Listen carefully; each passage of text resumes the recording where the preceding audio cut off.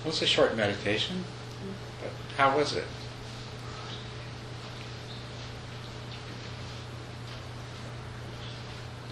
Yes? Restful. What's that? Restful. Restful. You feel restful. Yes. Anyone else have any comments? I found it uplifting. Uplifting? I noticed when I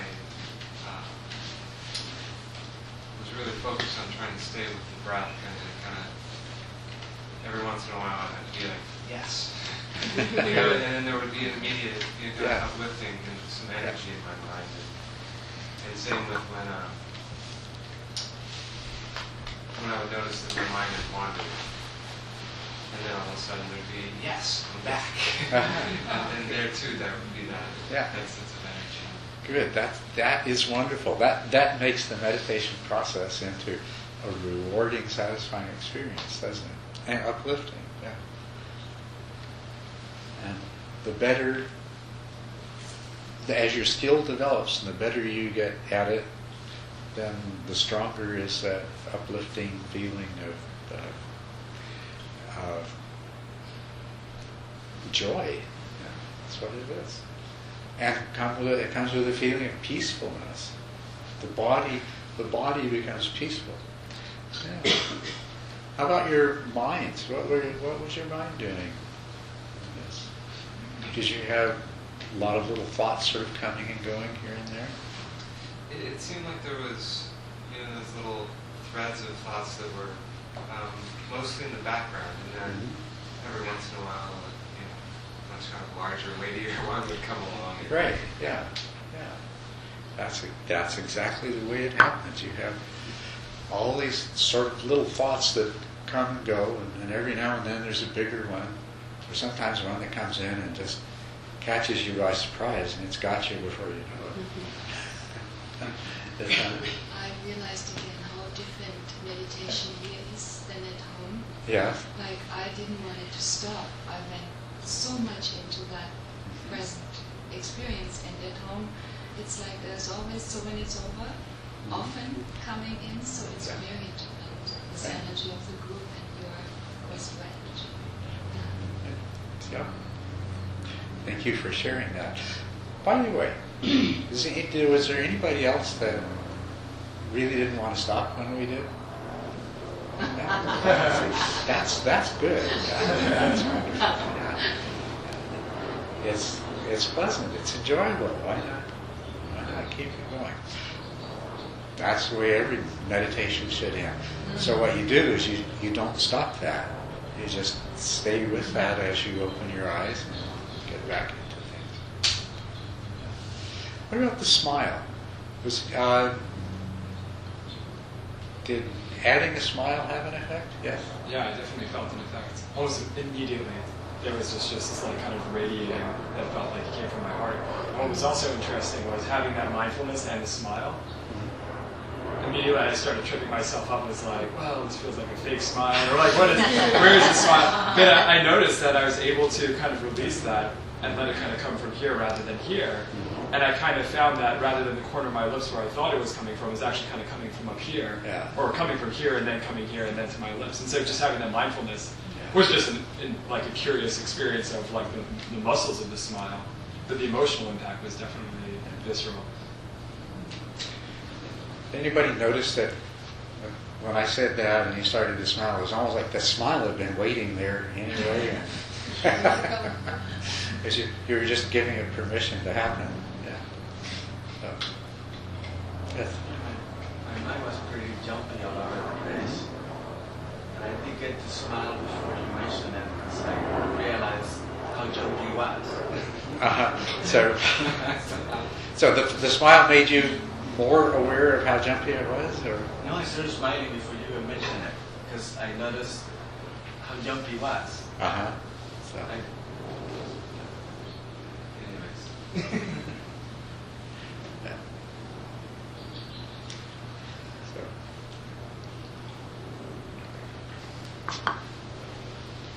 Yes. Could you say more what you mean by when you talk about like finding like the pleasure or the happiness in my body makes a lot of sense to me, but finding it in my mind, I wasn't really clear. Like it seemed at the end, I mean, my mind felt very peaceful and still, and there was like a pleasantness to that, and I don't know if that's what you mean by that. Yeah. Well, this is something that I think is very important, because as your mind starts to calm down, there is a feeling of peacefulness and contentment that comes. And we can't ignore that.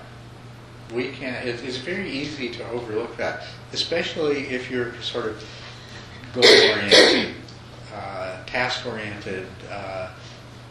If there's any, to whatever degree your mind is judging your performance, it kind of disregards the contentedness and peacefulness as being, that's irrelevant, you know.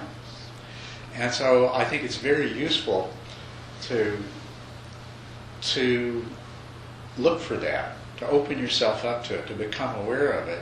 And when you become aware of it, allow it to remain a part of your awareness. You know, you don't need to focus on it, you just let it be there. Now, if we think of your mind as many different processes, what reason for would these different mental processes ever have for getting on task with this meditation project? The future thinking. What? The future thinking again, right? To think into the future again. To think of the future. To think of the future.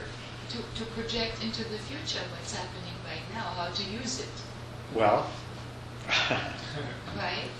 Well, that's one of the things that you could. What I was actually looking for is, in terms of an answer, is that if it's creating pleasantness of some kind, this would be the reason. Because really, all these different parts of your mind, what they really want to do is to bring you as the collective of all of these things to a greater state of fulfillment, happiness, and so forth. And so, if you allow yourself to be aware of the pleasant qualities that come from meditation, then this provides the incentive for the other part of your mind that thinks you should be worrying about this, or thinking about that, or planning this. Because you might be planning something, and the part of your mind that wants to plan something, it says, hey, this is going to make us real happy someday once we get this thing happen, so let's plan this. But how are you going to get the message to that other part of your mind that, hey, there's happiness to be had now. We don't need to project ourselves into the future. And it's by bringing conscious awareness to that happiness. This is your mind. This is the little part that's conscious, right? So what's illuminated by consciousness can be known by all of these other parts. But all of these other parts are not necessarily available to consciousness. So we let consciousness, if we bring into the illuminated portion of the mind the positive qualities of the experience, then that message goes out to all the invisible parts of the mind, and it will influence the way that they function. So it moves us in the direction of unification. As you're meditating, as we mentioned, there's a lot of little thoughts coming and going, right? Where are they coming from? Do they come from anything that's going on in that little illuminated area that you're consciously aware of? No, so they've got to be coming from the other parts. Right? And they're sort of like, there's this part of your mind over here that says, hey, conscious awareness isn't doing anything right now. Let's go and put my idea in it. Let's go put my thought in it. Right? Isn't that kind of what happens? Yeah, I was with my breath, and I'm looking for, it's like I keep on getting distracted by these thoughts, and I thought, okay, I will stay with the breath, and I'll split off, and I'll go over there, and I'll go see what those thoughts are doing, but I'm just going to look out of the corner of my eye, Mm-hmm. right? Just a little bit, and there's like this murmuring, and they're like doing this little thing. It's like the mumbling of a crowd, and then every so often a little like almost like a bubble would come out, and it was like, blah, there's a thought, and I was like, wow, this is what was going on for me during this meditation. It was like this thing, and I was watching these bubbles come up, and I thought, well, maybe they just need to have a calming, something to calm them down. So I started I just had this thought of like putting warm oil over it, and they settled down, and it was really peaceful. To quiet that down and just soothe, like somebody was massaging the skin. Only I was just going to massage that, and I just like out of the corner of my eye, like rubbing the back of a baby, just did a little of that, and then was able to get back to the breath, and that was much more peaceful. Because it was yeah. So you found that you could be in a more peaceful place and a more stable place with the breath if you took a little time to just sort of calm down and quiet down these things. Okay, that's an interesting way to approach it. What I usually do is it's not that different, but I would describe it a little differently. I kind of acknowledge them. Okay, yeah, I know you're there. Okay, that's fine. And give it permission to be there. Okay, you can be there, that's fine, but let's go back to doing the breath. And it all just kind of becomes nice and easy then. If I try to drive those things away, it messes it all up. There's no peace in that. Yeah, we're back to that place of inner conflict. Because after all, the part of your mind that thinks meditation is a good idea, it's just one small part of your mind. And it really has no natural priority over any of these other parts, right? There's a lot of equality going on in these mental processes. And so you have to recognize that. So you give those others the right to be there, and you see if you can stay with current activity while allowing them to be there. Yes? I'm amazed at how long a thought can go on sometimes. What I've been working on lately is a better recognition that's happening, because it just, every once in a while, I can find myself, not a thought of just a few sentences, like this is a thought that goes on, and it's like, wow. So do you have any suggestions for how to lovingly catch the thought quickly? Well, now, let's just be clear what we're talking about. Is this a thought that you've become caught in the content of? Yes, and you're developing the content, and you're quite a ways down the road. Gosh. Yeah. Okay, well, you see, you're caught and you've lost awareness. You don't know that you're caught. That's really the most important thing about it. Right? But at some point, that awareness comes. You literally wake up to the fact that you've been caught by this thought, and you've been caught by this thought for a long time. Yeah. Right? So now that waking up to the fact you didn't make it happen. It's really wonderful that it happened. And it's better that it happened now instead of 5 more minutes from now, right? Which it could have. Yep. Right? And you didn't make it happen, but it would be nice if it happened sooner next time. That's basically what you're saying. Is it would be nice if it happened sooner. So, here's the strategy. Okay, this is some other part of your mind was outside of the limelight, and it was doing its job, which was noticing that, hey, this is what's on the agenda, but this is what's happening, and they're not the same. And it brought that to conscious awareness. And, you woke up. Okay. You can't make that happen, because there's really no you in there to make it happen. But what can happen then is you can celebrate what it just did. You know, some part of your mind woke you up to what was really going on. So pat it on the back. Cheer for it. Oh, isn't this wonderful? Look at how, oh, wow, I'm so much more awake and aware now. Boy, this feels good. I like this. That's what's going to make it happen sooner. So that's the development of a part that will happen. You positively reinforce those things that happen spontaneously that you would like to happen more often sooner.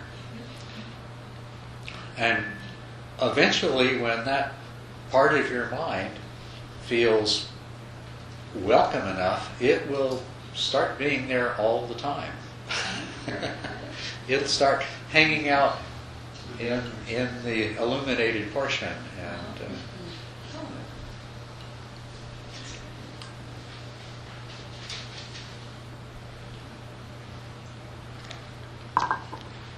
And so how do you feel right now? Are you happy? Anybody not happy?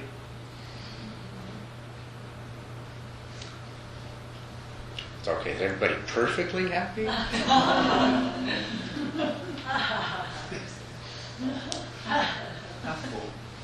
Some discontent somewhere, right? Do you necessarily know what that discontent is about? Maybe you do, maybe you don't. But, Well, the most common one is. what's that? The most common one, I think, is I could have done better. Yes, it really is. You know, we it's that old judgment and expectation thing. We lay it on ourselves more than anybody else, but then we turn around and lay it on everybody else too. Everything else that happens. Yeah. And of course, judgment and expectation gets in the way of happiness. And so, what does that tell you about having judgment and expectation about how happy you should be? Probably not going to work. Yeah. But it's there. And so the best thing that you can do is recognize it and acknowledge it when it's there. Okay, there I am, judging myself. There I am, raising my expectations. There's a good side to that. In your meditation or in anything else you do, if you keep in mind that if you continue to challenge yourself, but you keep your expectations in line with your abilities, this is going to be very conducive to the state of joy and to happiness. So it's not that expectations are inherently bad. It's that expectations that are disproportionate to what you're capable of in the moment are going to have the consequence of leaving you feeling dissatisfied, which is precisely the opposite of what you want. But having no expectations at all, depending on how you interpret that, there's a way that you could look at no expectations at all that would be positive. But to the degree that we are active agents of some kind, that we're experiencing ourselves as being a doer, without some expectation, without some goal, there's no doing at all. So that's always going to be there. So the point is to recognize that and to try to maintain that balance, that you have reasonable expectations and that you have enough expectation that there is a sense of reward or accomplishment, of satisfaction that comes from meeting them. Yeah? This is very helpful to me. Thank you.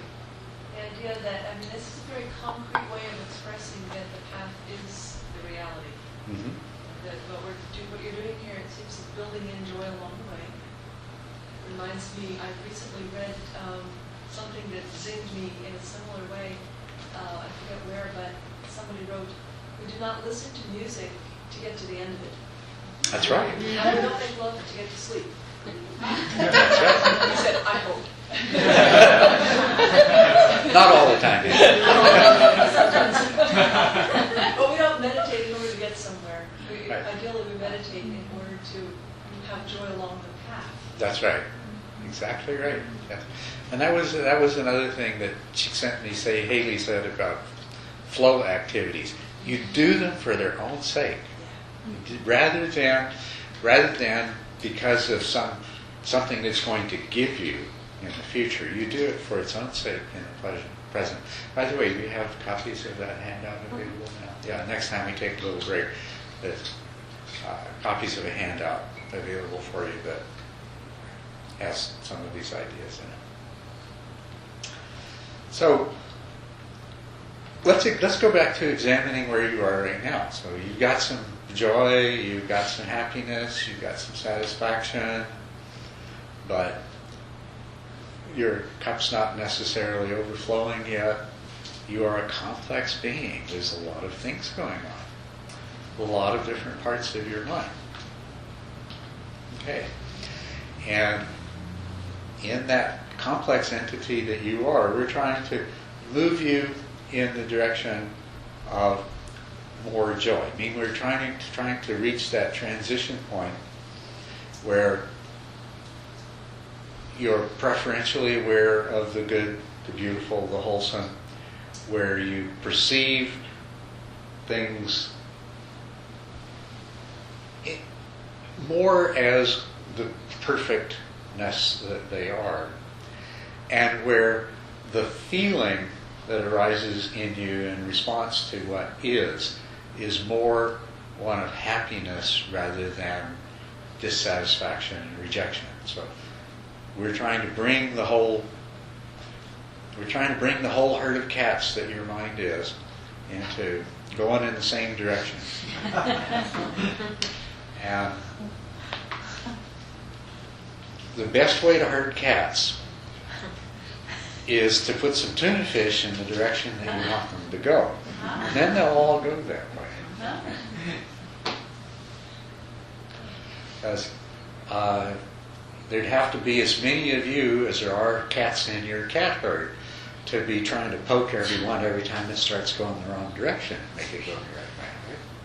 But there only needs to be one of you with a can of tuna fish to get the whole herd of cats going in the right direction. And for your mind, for your particular herd of cats, the tuna fish really is happiness. Now, one of the things that's tricky about your mind, though, have you ever noticed? Maybe, well, you might have noticed about yourself, or maybe you've noticed about somebody else, that sometimes you're happy being unhappy. What? That doesn't make any sense at all, but it's true, right? It's true. Sometimes all we want to do is beat ourselves up. And if somebody comes along and says, "Oh, stop doing that," you get really annoyed. I know. I'm enjoying beating myself up right now. Don't make me stop. You know, I'm really getting off on seeing how bad things are.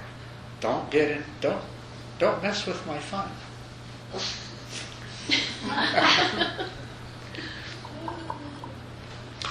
That's just an idea of how complicated we are. Now, if we were simple, if your mind was one thing, and it operated on a simple set of rules, then this couldn't possibly happen, right? If something makes you unhappy, you couldn't enjoy being unhappy. It's only because your mind is more complex than that it's not one thing, that you can end up with these really odd situations going on. But I'm pretty sure you've never been as happy beating yourself up or wallowing in how bad things were or thinking about how terrible things are going to be. You've never been as happy in those times as you have been when you've been in the state that we call joy, which is dwelling on the positive, and where the happiness is the feeling that comes from this place of appreciation, love, enjoyment, seeing the goodness of things. But we do have to recognize that these other parts, these other things are there. How can we make sense of this? How can we? Okay. Do we have any really driven, goal-directed people here? Okay. Now, if you're really that kind of person, you set standards for yourself and you expect to meet them. Right? And you have two kinds of happiness. When you meet your standards, you're pleased with yourself. Although maybe you sometimes wonder if you really set the standard too low. It's too easy to meet.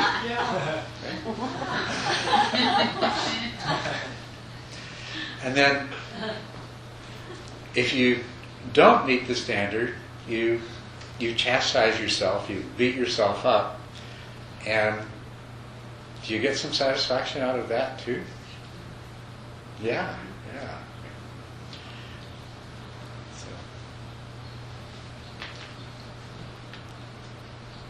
So the part of you that's getting satisfaction is really not the same part of you that's getting beat up for not trying hard enough. Okay? Because the part of you that's getting beat up is really dissatisfied with being beat up. But this other part of you, that's its job. That's its reward. I'm doing what I'm supposed to do. I'm doing a really good job of it. Right? And that can get out of control, can't it? Gets out of control quite often. And then we get to a place where you're really joyless. You're no longer enjoying being unhappy. You're just unhappy.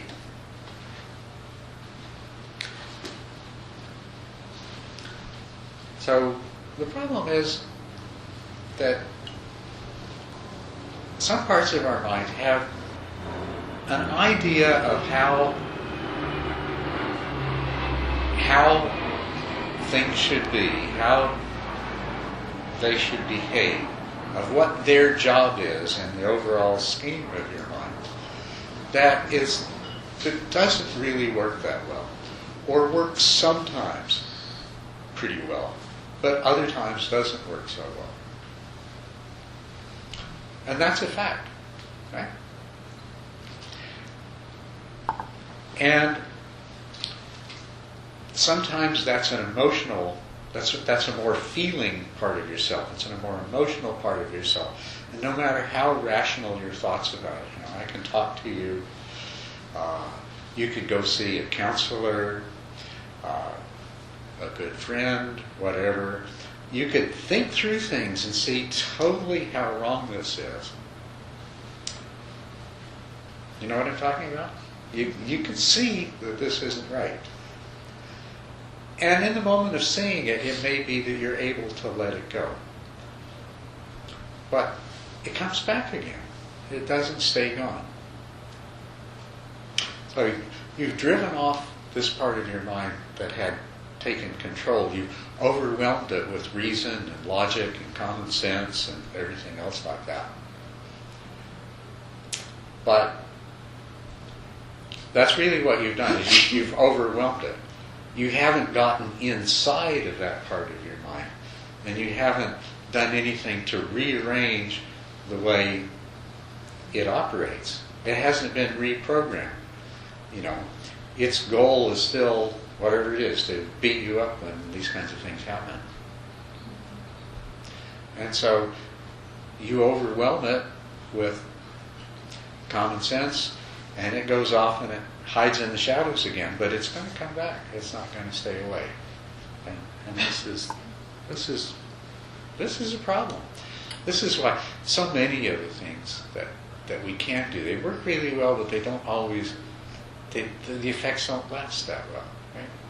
Is that a problem with, or not? With, I know some of you people do counseling.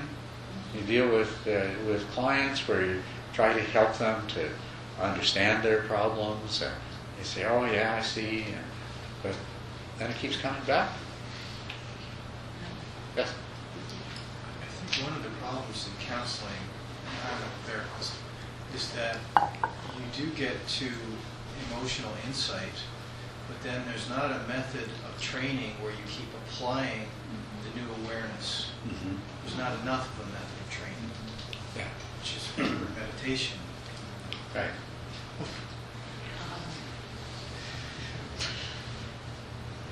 That's why meditation is so valuable. I saw something just this morning that they found that mindfulness meditation can reduce, in one study, reduced the depression. This is on a person's self-rated scale of depression by 30%. That's pretty impressive. Right? But if we look at these things, logic is really limited because it's all about thoughts and concepts and ideas. And all the wrong notions that you've acquired over your life, what are they? They are concepts, thoughts, ideas. So they're exactly the same kind of thing. So what happens when you get two people and one person believes things are this way and the other person believes things are that way, and they start to talk, each one trying to convince the other? What happens most of the time? What's the typical outcome? What's that? Fighting. They have a big argument. Each one comes up with all the reasons why your view is wrong, my view is right. But at the end of the process, has it been resolved and both agree that, yes, this is the right view? And why does that happen? Why is it that way? Why is it that argument, based on the best reasons that two people can come up with, don't have that result? Well, first of all, let's examine the premise. Is this true? Is what I'm saying true? Yeah, often, yeah. Yeah. And no matter how skilled, no matter how intelligent, no matter how much information that the people engaged in a debate have, when the debate's over, usually one side hasn't been convinced to the point of view of the other. It remains unresolved. Well, we don't need to delve into exactly why that's true. Let's just recognize that, wow, this is something that we see all the time. Now, if we look at our own minds, if there's some part of your mind that holds a particular set of beliefs and functions in a particular way and reacts to situations in a particular way on the basis of that, and there's some other part of your mind that does the same thing but with a different set of beliefs and a different set of reactions, are you going to be able to think these two parts of your mind into agreement with each other? No. And that is a limitation to it. So that's always going to be.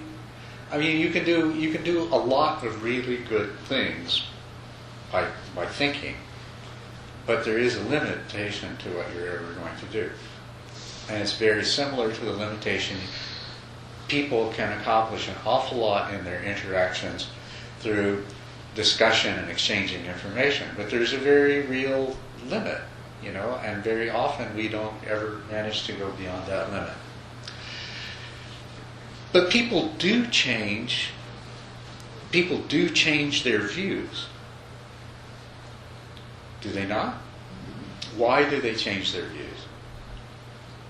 If it's not because somebody else has pointed out to them how dumb their point of view is, what is the reason that they change their views? Isn't it more emotional than intellectual? Well, it seems to happen at an emotional level, yes. Emotions are what cause them to be attached to the views they have, and when they change their views, it's because that attachment to the one set of views has been weakened by something. And they start to react emotionally in a different way to the other sets of views that were previously unacceptable to them. But when you've had your point of view change, what's been the cause of it? Usually experience. Experience. And also insights that it didn't work anymore. Insight that it doesn't work anymore. The same Yes. pattern, and all of a sudden it doesn't work anymore. Right. So you Yeah. realize that. Yeah. Some kind of experience that makes it really, really evident that this idea that I've held on to isn't working. When you do the same thing over and over again, and it keeps producing a different result than you expect, you can make up a lot of excuses for why it didn't work this time. But something remarkable happens when we run out of excuses, or we throw out whatever the assumption was that was the basis for all of our excuses. Well, all of a sudden we see it differently, and we make this rearrangement happens in our perception of things, and what was inconceivable before becomes obvious. It becomes natural. And this is the kind of change that we want to take place in our minds. But it's not so much rational analysis, it's that direct experience. It's that, wait a minute. Right? Yes. You talked a lot about when you don't feel it yet, play acting, and then it becomes it. You talked in earlier sessions often about when you don't have it yet, play it, act it, and then it might happen. It reminds me of Gestalt therapy. I did this for a while. This whole thing of changing your point of view and look from the other side, and all of a sudden, and then feel how it feels in the body. Mm-hmm. And you get all this feedback immediately. And that is an experience which is not just in the mind, and in the intellectual part of the mind. Yeah. Well, what I'd like to suggest that you do with this, one wonderful tool we have to work with, if you experience unhappiness, suffering, dissatisfaction, then look for where that's coming from. Because that is your red light. That means you're rejecting what is. You're in conflict with reality. And, you can keep being in conflict with reality and keep justifying it and rationalizing it. But if you look at that, if you take the fact that you're experiencing dissatisfaction and suffering as the warning signal, something to look at here, and then you look and see, what am I rejecting? What am I fighting with? What am I in conflict with? and question it. Does it make sense? Where is that coming from?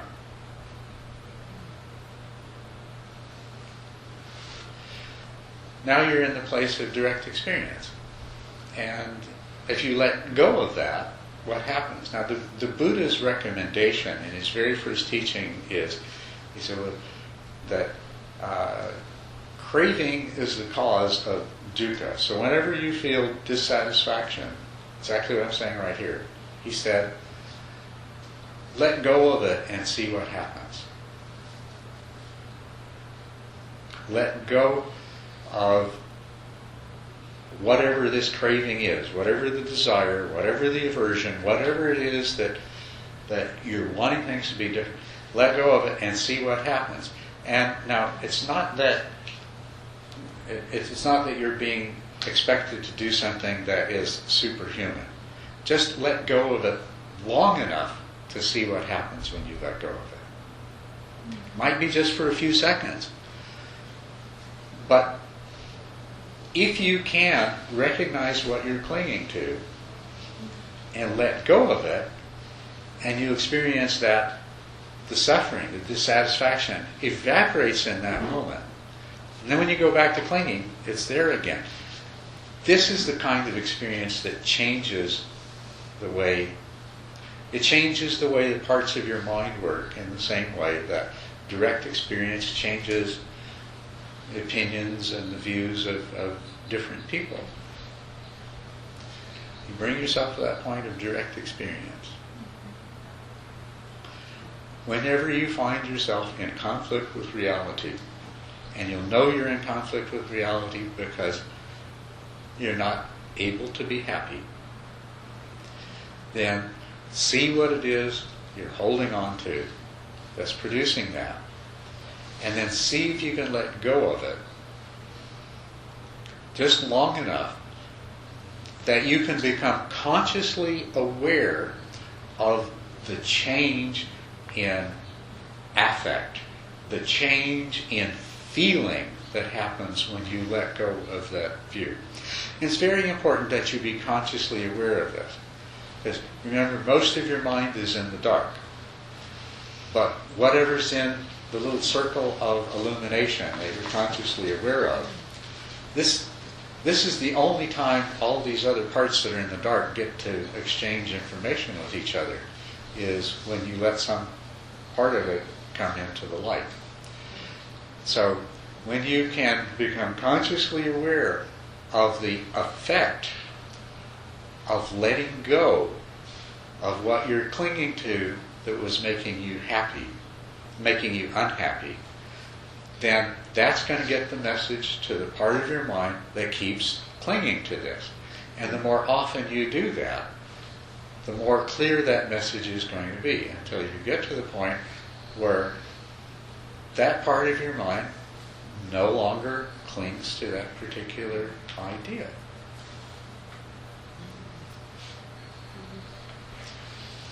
Sound good in theory. I want to know, did any of you experience this yourself?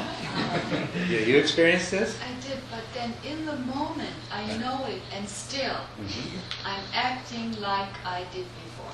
Yes, yes. Till it's so bad that I really have to change. But in the moment I'm aware of it, I still do it. Right.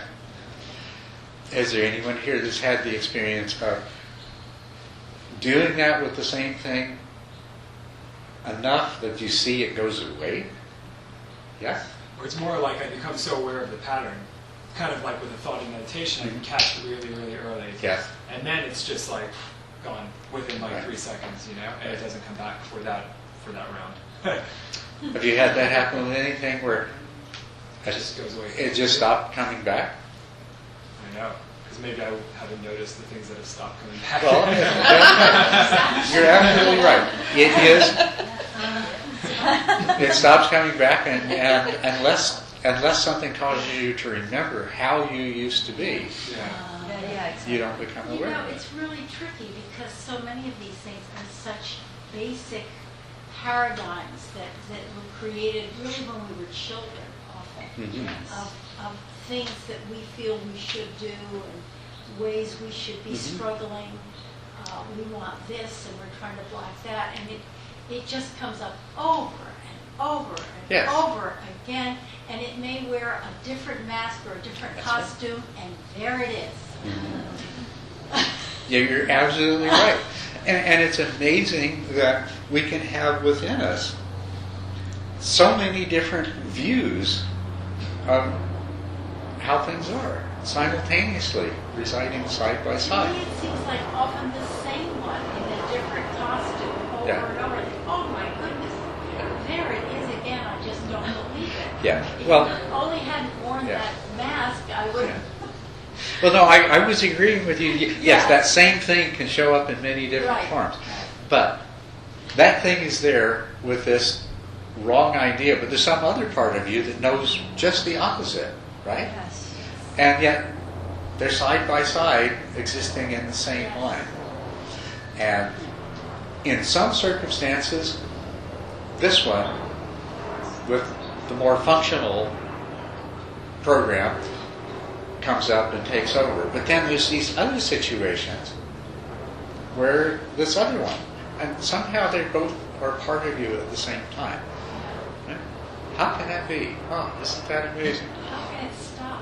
How I can know how it it stop? can be at this point.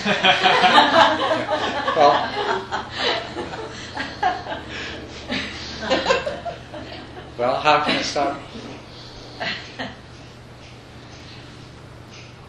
You have to. We cultivate mindfulness because you can't stop the way your mind works as long as it keeps going on automatic pilot, and as long as you're just as long as you're just the passenger on the roller coaster, you go down and then you go up and then you go down. You've got to be in a position of mindful awareness to influence what's going to happen in the future, and that's the biggest challenge. That is the hardest part of all. And once you have that mindfulness, it becomes much, much easier. And some of you I know are really aware of that, and you say to me, sometimes I can be mindful, but so much of the time I can't. If I could only be mindful those other times. But you're at that place where you know when you are mindful how well it works. But there's all those other times that I just lose it. Well, that's exactly the same thing that we were talking about. You sit down and you meditate, and then something comes along and it takes you away. And there's a period of time where you're gone. And what we learn in meditation is if when we realize that we've been carried away by a thought, we get mad at ourselves, it doesn't help. No. And the same thing. When you realize that, this whole thing happened,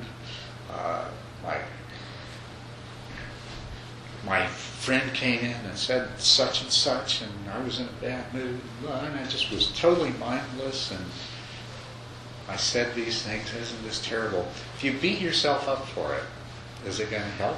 No. No, it's not.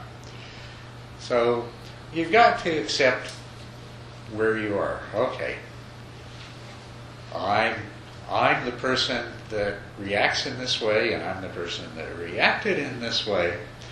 But now, let me see if I can bring some mindfulness to the situation. What really happened? What did I really feel? And what was driving me? And what is it? Is it valid? Is it true? Is it real? And no need for judgment, just observation. Usually it isn't valid anymore. What's that? Usually it's not valid anymore. Yeah, usually it's not. It's really old stuff. That's old stuff. That's right. And you just bring mindfulness, even after the fact, reflecting on it, you can bring mindfulness to it. It's not that it's too late. You can always bring mindfulness to it. But you're not being mindful if you rehash the situation and you beat yourself up for everything that you did wrong. That wouldn't be mindful in the present, and it's not mindful retrospectively. It's mindful is looking at it with as much clarity as you can, trying to see it the way it really is, and just accept that. Just see and accept and be with it. So we're going to take a break for lunch pretty soon. I'm going to bring this back too, because I want you, over the break period that we take, I want you to practice the whole time. I want you to practice emulating the state of mind that we call joy. So this will require that you try to be as continuously mindful as you can. And if your mindfulness lapses, don't get mad at yourself. But when you realize that, go back to being mindful.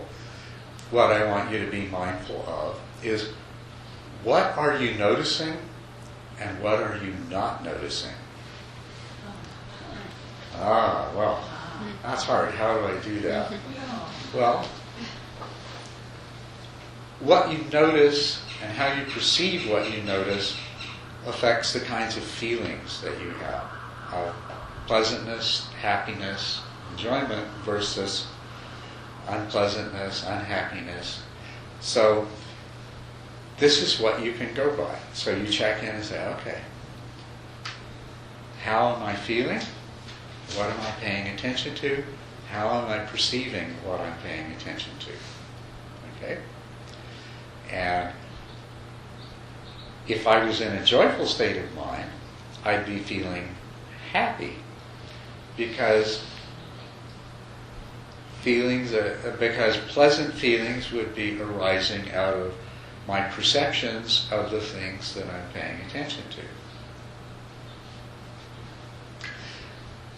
And if I was really, really joyful, I'd be really, really happy, because there'd be a lot of enjoyment arising out of these really positive perceptions that I have, out of these really wonderful, beautiful things that I'm noticing. So practice mindfulness and just say, what am I noticing? What am I not noticing? When you catch yourself in a thought process about something that's producing feeling, how am I perceiving this? And just keep in mind, if it's making you feel uncomfortable or unhappy or agitated or disappointed or any kind of negative feelings, then you're probably not perceiving it in the best way that you could. And there may be a whole lot of other things that you could attend to better than that. So practice doing this. Practice acting as though you were in a state of joy. In your bodily sensations right now, you've been sitting a long time, so this is a good time. Okay. So, are your feet comfortable? Are your ankles comfortable? Are your knees comfortable? Is your back comfortable? Is your neck comfortable? Is your shoulder? Or are there some aches? There are. Okay. Good. So, all right. Now, you could dwell on these aches and say, yeah, this is good. Now just shut up and let me stand up and stretch.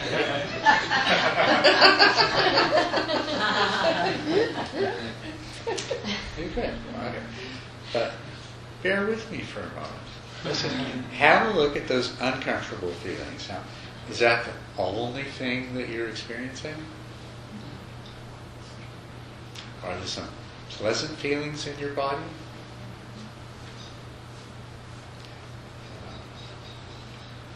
So, but it might be hard to, there's these pleasant feelings, but my back is so sore from sitting here. Right? So it's true, there's some unpleasantness in some of these sensations, but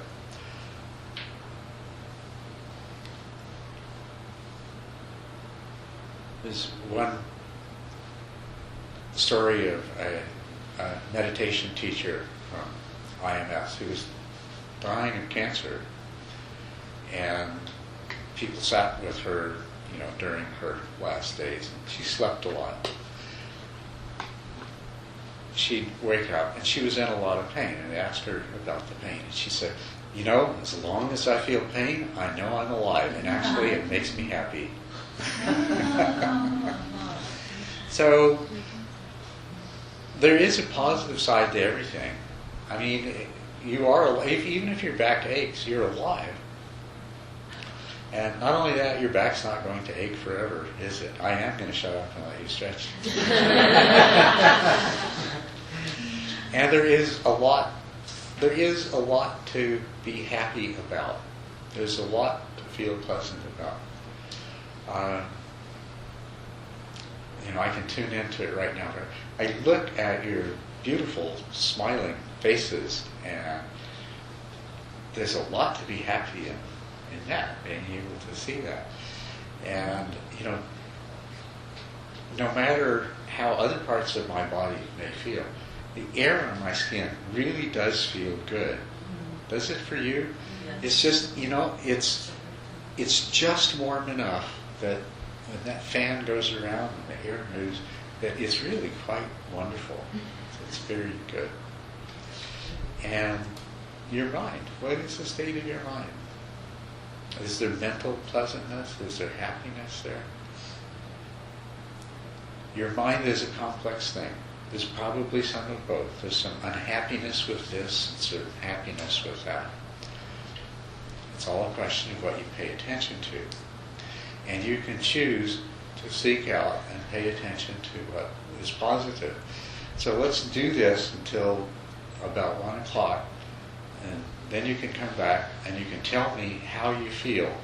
See how much joy you can generate just by acting as if you're already in a state of joy. Noticing the good, the beautiful, the positive, perceiving it, or the good, the beautiful, and the wholesome, perceiving it in the most positive way that you can, and allowing feelings of pleasantness to rise up, and holding those feelings of pleasantness, of happiness, of enjoyment.